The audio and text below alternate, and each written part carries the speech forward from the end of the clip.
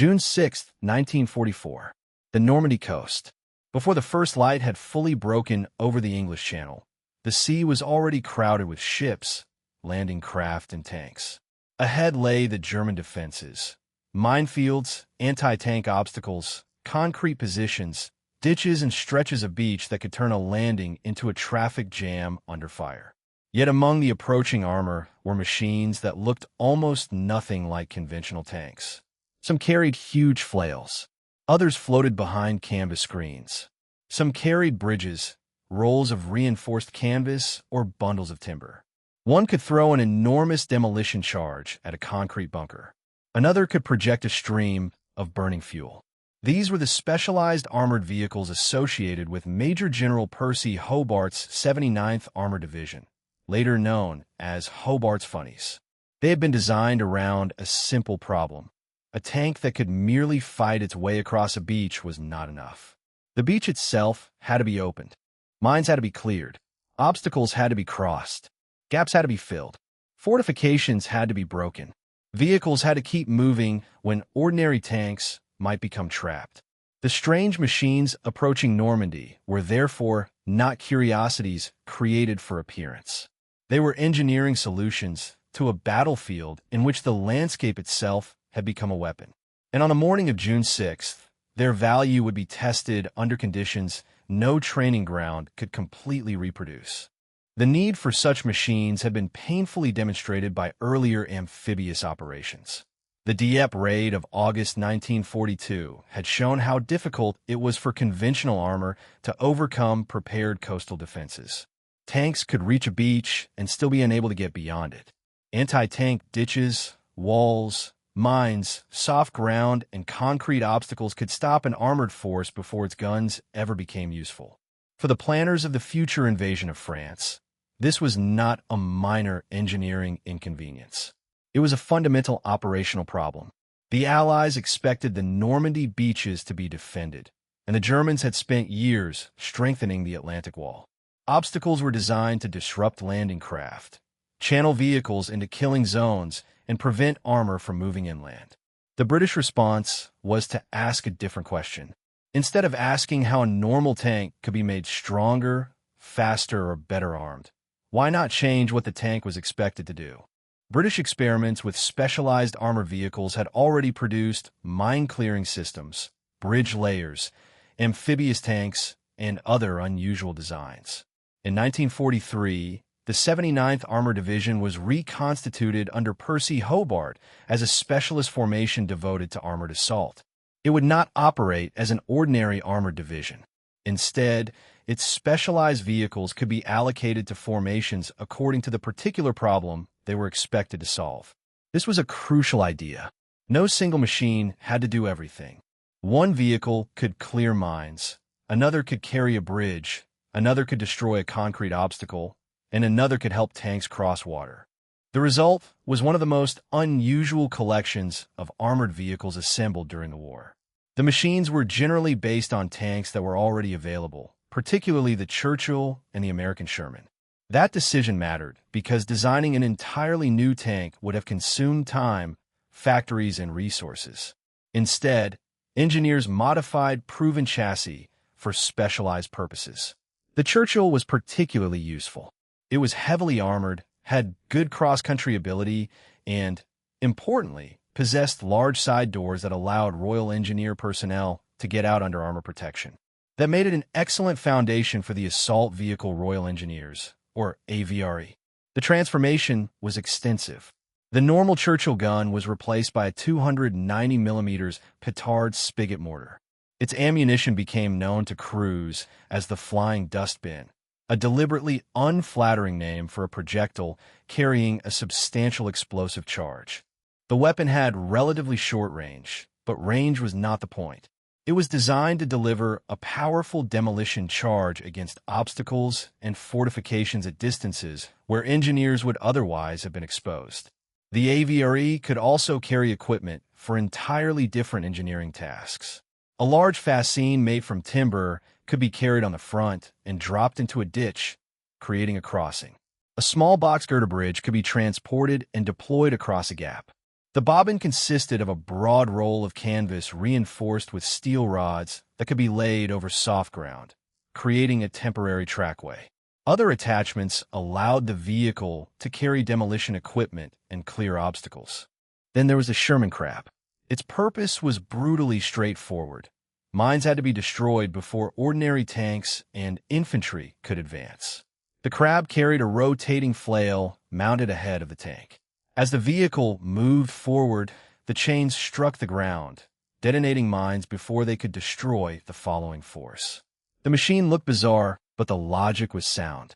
The danger was transferred from the tank following the mine-clearing vehicle to the specialized machine designed to absorb the punishment. The Churchill Crocodile took a different approach. It was a flamethrower tank, capable of projecting burning fuel against positions that were difficult to attack with conventional firepower. Its purpose was not to turn every target into an inferno, but to give armored forces another way of dealing with fortified positions and defended obstacles. There were also armored bulldozers, bridge layers, and other specialized vehicles. Perhaps the strangest of all were the Duplex Drive, or DDay, tanks. These were ordinary-looking Sherman tanks fitted with a canvas flotation screen and propulsion equipment that allowed them to move through water before reaching the beach. They were intended to give the assault force armored firepower almost immediately after landing. The principle was ingenious, but it was also dangerous. A Sherman was a heavy machine.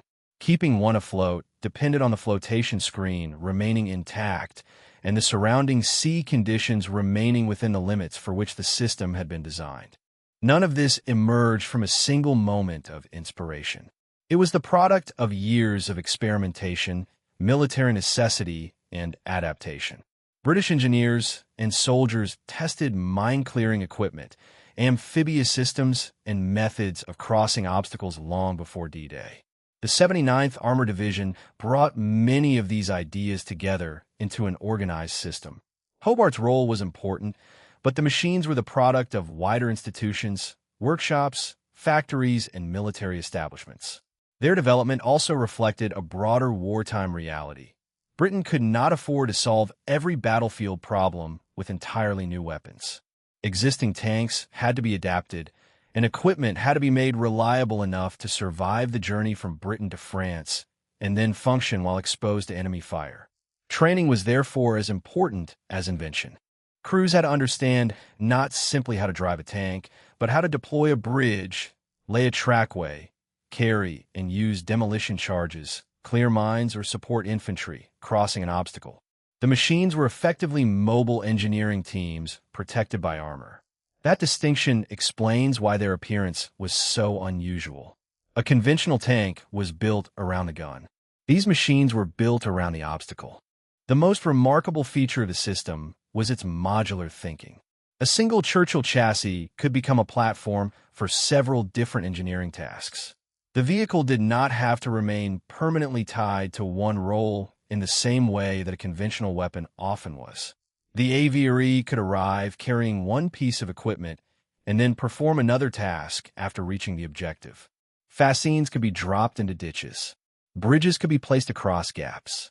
Demolition charges could be delivered against structures. Trackways could be laid across ground that threatened to immobilize heavier vehicles. This was not elegant engineering in the modern sense. It was practical engineering under wartime pressure. The machines were often awkward, slow, and mechanically demanding. Their crews operated close to the enemy, and many of the systems exposed men to considerable danger during loading, deployment, or maintenance. The Petard itself illustrates the compromise. Its enormous projectile had great destructive potential at short range, but the weapon's arrangement meant that reloading required exposure outside the vehicle. A machine designed to protect engineers could never eliminate the danger facing those engineers completely. By the time the invasion began, the strange vehicles were no longer experiments. They had been incorporated into the carefully coordinated assault plan for the British and Canadian beaches. At Gold, Juno, and Sword, specialized armor was intended to work with the assault forces rather than simply follow behind them. The first minutes mattered. Every obstacle left uncleared could slow the advance. Every minefield could create casualties and congestion. Every ditch could turn a road into a dead end. The machines, therefore, had to operate in sequence. Mine-clearing vehicles opened lanes. AVREs dealt with obstacles and crossings. Other vehicles supported the advance in different ways. The DDay Shermans were intended to provide mobile armored firepower during the approach and immediately after landing. The system was not perfect. The sea was unpredictable. Vehicles could be damaged or drowned. Equipment could fail, and German fire could disrupt carefully prepared plans.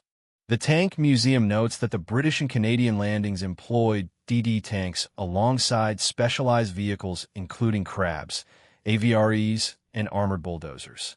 If you're enjoying this journey through history, subscribing genuinely helps us continue bringing remarkable, true stories like this to the channel. The morning of June 6, therefore, became a practical examination of an idea that had been developed in Britain for months, that specialized armor could make an assault possible where conventional tanks alone might struggle. The machines did not magically remove the dangers of the beach. They did something more realistic. They reduced particular obstacles and gave commanders tools for problems that otherwise had to be solved by exposed engineers and infantry. Contemporary photographs and surviving records show these vehicles operating on the beaches and then moving inland. Imperial War Museum's records, for example, document Churchill AVRE fascine carriers in Normandy immediately after D-Day, while the National Army Museum preserves photographs of AVREs moving through the difficult bocage country. The British system also needs to be compared fairly with what the Americans and Germans were doing.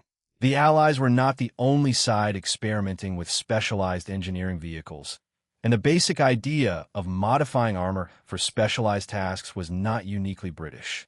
What distinguished the British approach was the scale and variety assembled under the 79th Armored Division. American forces also used specialized equipment, including their own armored engineering vehicles and amphibious systems. But the British and Canadian beaches benefited particularly from the concentrated use of Hobart's specialized formations. On the other side of the battlefield, German engineers had extensive experience with mines, fortifications, obstacles, and anti-tank defenses.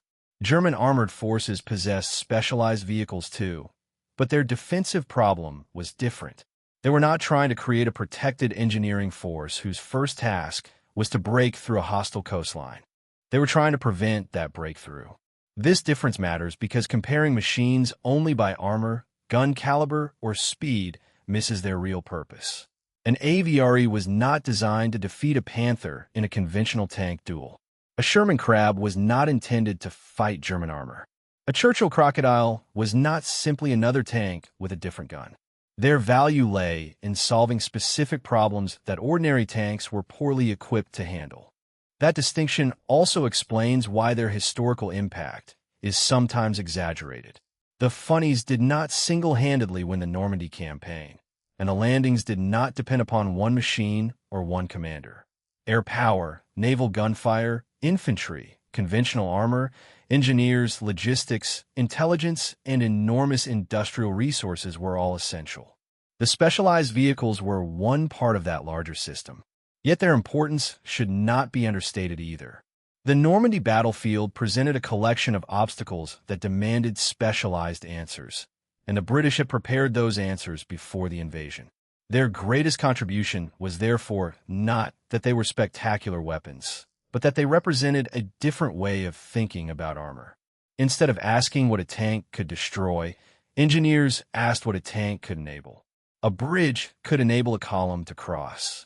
A cleared minefield could enable infantry to advance. A filled ditch could enable armor to continue inland. A demolished bunker could open a route that otherwise remained blocked. This was engineering translated directly into operational movement. And the story did not end on the beaches. The 79th Armored Division continued to provide specialized vehicles for Allied operations after Normandy. Its AVREs were photographed moving through French towns and later through the difficult terrain of northwest Europe. The machines remained useful because the problems they were designed to solve did not disappear when the Atlantic Wall was breached. Rivers still had to be crossed. Ditches still had to be filled. Mines still had to be cleared. Fortifications still had to be demolished. In the Netherlands, for example, an AVRE carrying a large fascine was used during the advance towards Hertogenbosch in October 1944. The same basic concept continued into later operations, including the Rhine crossing in March 1945. The 79th therefore became less a conventional division than a reservoir of specialized capabilities distributed wherever the Army encountered an obstacle. Return now to the Normandy coast in the early hours of June 6th. The sea is crowded with craft. Ahead is a defended shore.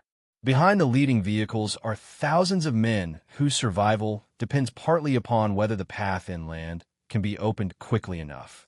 Among them are machines that seem almost absurd when viewed in isolation. A tank with a giant flail. A tank carrying a bridge. A tank with a huge bundle of timber strapped to its front. A tank wrapped in a flotation screen. A tank carrying an enormous demolition mortar. Another carrying a flamethrower. Their appearance can make them seem like inventions from a different war, but that is precisely the point. They were not designed for the battlefield that existed in the imagination of a tank designer. They were designed for the battlefield that engineers expected to find on the other side of the channel. The question posed at the beginning was why Britain built such strange machines. The answer was not because British engineers wanted stranger tanks. It was because Normandy presented ordinary tanks with extraordinary problems. A minefield did not care how powerful a tank's main gun was. A ditch did not care how thick its armor was. Soft sand did not care how experienced its crew might be. A concrete obstacle could remain intact while a conventional tank simply fired at it. The solution was to turn armor into a collection of specialized tools. That achievement was neither flawless nor miraculous. Some vehicles suffered losses. Some equipment worked better than other equipment. Conditions on D-Day exposed the limits of carefully prepared systems. But the underlying principle proved valuable. When the battlefield creates a specific obstacle, the most effective answer may be neither a bigger gun nor thicker armor, but a machine designed precisely for the obstacle itself. Today, surviving examples of these vehicles preserve that idea in steel, canvas, timber, and machinery. They look strange because they embody a lesson that conventional military history can sometimes overlook. Victory on a battlefield is not always produced by the weapon that destroys the enemy.